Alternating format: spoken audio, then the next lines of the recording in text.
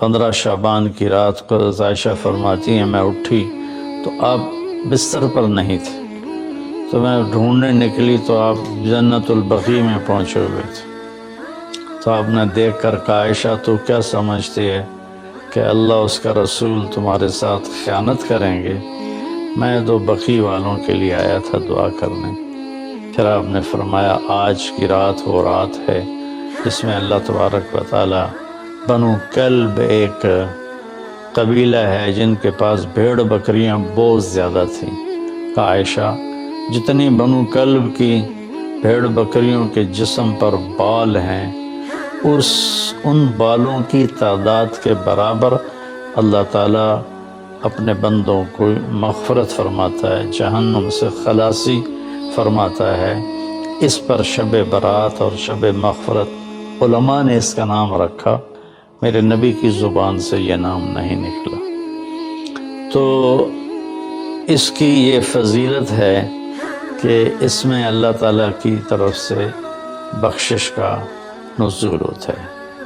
باقی یہ جو کہتے ہیں کہ اس میں فرشتہ اترتا ہے اور سارے سال کا بجٹ بتاتا ہے اور سارے سال کے واقعات، یہ کسی حدیث میں میری نظر سے نہیں گزرا۔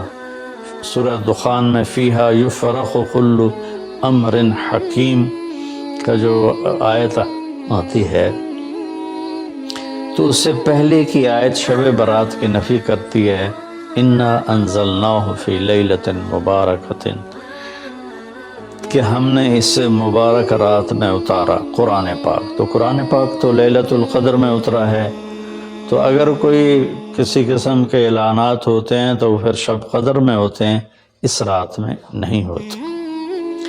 دوسرا یہ ہے کہ اس کے روزے اور بندگی کے بارے میں، شب قدر کی اللہ کے واسطے میری بات دھیان سے سنو، اللہ کی قسم کوئی خاص عبادت میرے نبی نے نہیں بتائی، لیلۃ القدر کی کوئی خاص عبادت میرے نبی نے نہیں فرمائی۔ حضرت عائشہ رضی اللہ عنہ نے پوچھا یا رسول اللہ اگر مجھے لیلۃ القدر نصیب ہو تو میں کیا کروں؟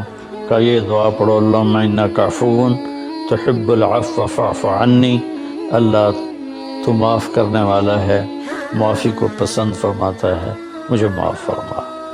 تو میرے نبی کی عبادت وہی 11 رکعت تہجد کے نوافل تھے، چاہے وہ شب قدر تھی، چاہے وہ شب برات تھی، چاہے وہ شب جمعہ تھی۔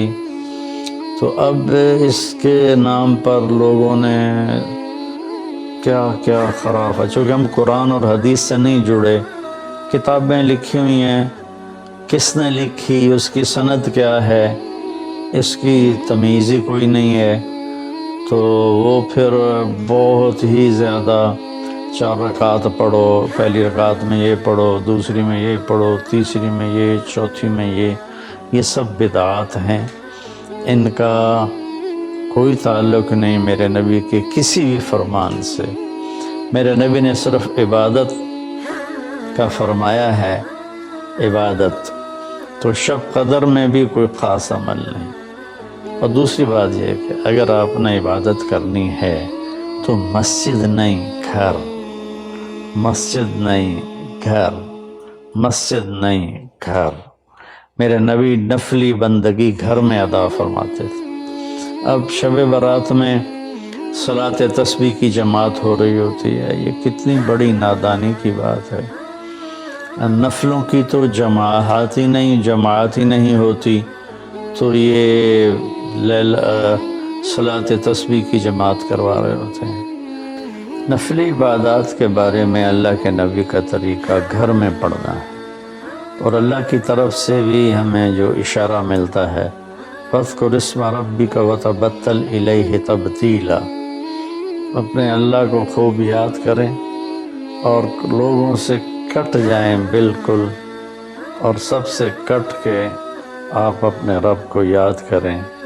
وَمِنَ اللَّيْلِ فَتَهَجَّدْ بِهِ نَافِلَةً لَكَ عَسَىٰ أَن يَبْعَثَكَ رَبُّكَ مَقَامًا مَحْمُودًا فَإِذَا فَرَغْتَ فَانصَبْ وَإِلَىٰ رَبِّكَ فَارْغَب ان ساری آیات کا خلاصہ یہ بنتا ہے کہ نفلی عبادات سنتیں بھی ہوں گھر میں پڑھو، اور خاص طور پر جو ایسی راتوں کی عبادت ہوتی ہے مسجدوں میں اکٹھے ہونا، اور اس رات میں جھنڈیاں لگانا، پھر آتش بازی کرنا، یہ آتش بازی تو بالکل ہی اسراف ہے اور خرافات ہے۔ تو میری گزارش ہے کہ میرے نبی کی جو سنت ہے، آپ نفلی بندگی عبادات اپنے گھر میں فرمایا کرتے تھے۔